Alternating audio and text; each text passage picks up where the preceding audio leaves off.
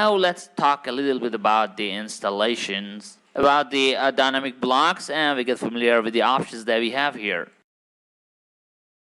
Now I open Revit because I just want to render some pipe outputs.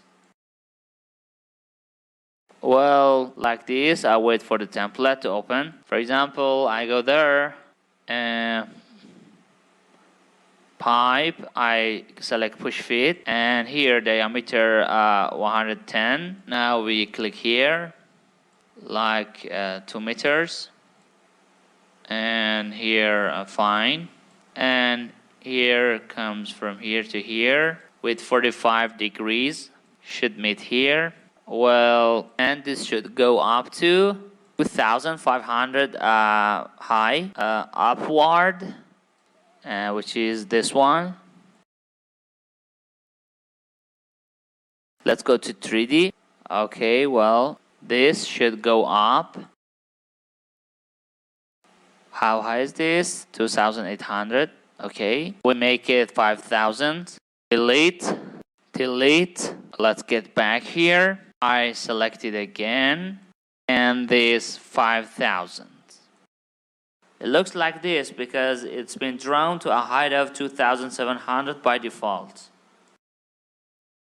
So take this into consideration. Okay, I put it on VH so that we have just this. Now here I wanted to save an AutoCAD output, and let's say it's a drawing that you want to block it so that you can move it like this. This could change, or here you can change the length, or this other side, or whatever you can do here. 500, Control Z, Control Z, here 500, and this 500. Now here from File, Export, Cap Format, PWG, please set the unit on meter. Next, next. And now I saved it on a passive AutoCAD educational files. Here, files,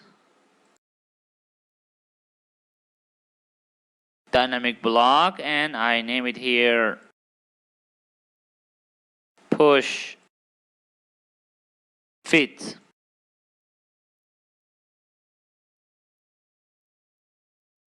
Save. Okay. Now in file folder, dynamic block, and here I open up push fit. DI enter distance, I give it a size, and it's about 11 centimeters. Control C, and here Control V in this file. It shows as a block, then well, explode. They're okay. As the file is from Revit, we should look if there is any separated line. Well, this line, okay, I'll select the center. We can remove the middle line, or we can change it. I'm gonna change it to looking for a hidden line. Detail, pipe, and detail line here is in hidden way. I make a layer here, and I name it pipe, MEP, pipe, center line. I change the type of the line, and I name it here dash. Well, here select enter P enter to make the previous selections for me, and here I select MEP hidden. Now here we are going to change it to a dynamic block. I select the whole, B enter,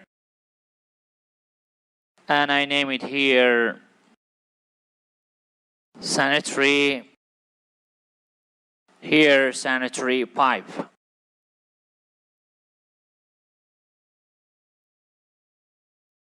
Well, that's okay.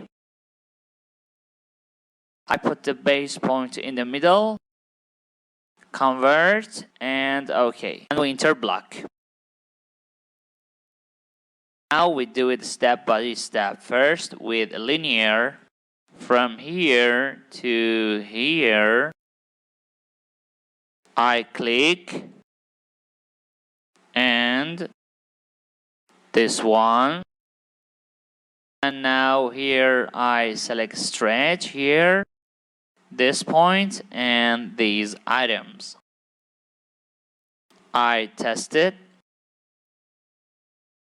This one left out.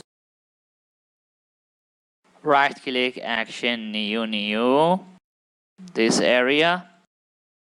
Escape, and again right click and new, this area. And these items. Test. Well, like this. Now let's get back here. And now the next part, parameter, linear, from here to this point. I click on it.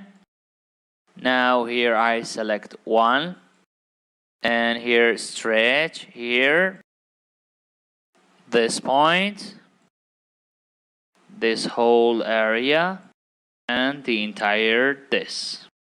We give it a test, and I select it. Let's see, that's great. And as easy as possible, here we are drawing something like this that helps you a lot. Now the lower parts, again parameter, linear, from here to here. Okay, I select this one. Grip direction is the opposite, delete. Now I select from here to here. Now here one, because we wanted to change the length. And from here I select again stretch, and here this part, and this. Again linear from here to here. And I put the grip on one again. Action, stretch, here like this. Now let's test, save. Now one right click, reset. Look. And this has to move. And this also has to move. And you can do this as easy as possible. I right click, reset, and I right click and edit. Now we, in a Revit software or in a company's catalog that you're working on, like 50, 75, 90, 100, 125. Now we're gonna make these sizes. Now here, from the linear, I make a dimension. And how much is the dimension for me? DI 111, and I name it here like diameter. You can leave the name unchanged, but I change it here. Now I select the scale and I say this diameter, the whole object, like this. Now here block properties. Let's see how can it help. I select block properties.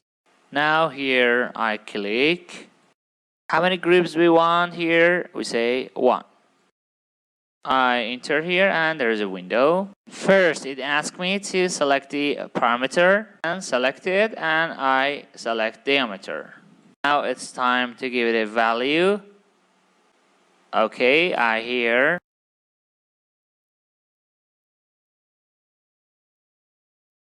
we have 5/10. Next, here we have 9/10. Now here we have 11. And here we have 125 and etc. We press OK and then I confirm it. Now look, if I wanted to reduce the size of this pipe, this is a 50 diameter, 90 diameter, 100 and 125. You can use it in different situations. I right click reset and then I right click block edit. Now I can here go to the parameter and I select flip here.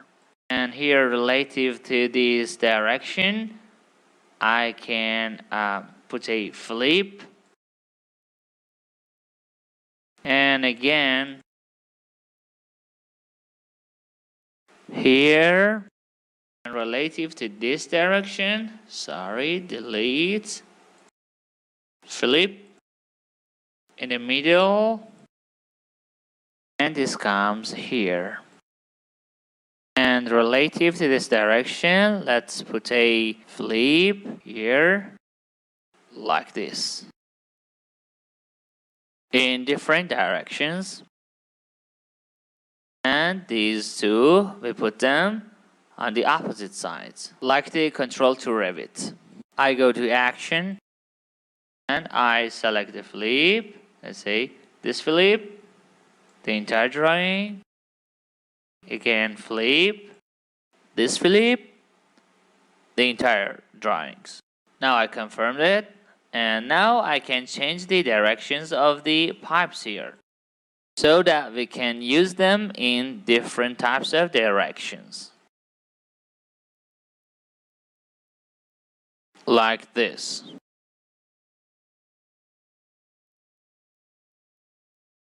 So that's a really good method that can help you to draw well in your projects. And here's the scale, and you can use the scale to change as much as you want. Now I can get back to the block editor part, and here I can consider this on 0 because I don't want the scale to change. I want to change it based on the property. This can give us more power to control. That was a great technique for the piping part, and I hope that this technique would help you in your drawings. Bye bye for now.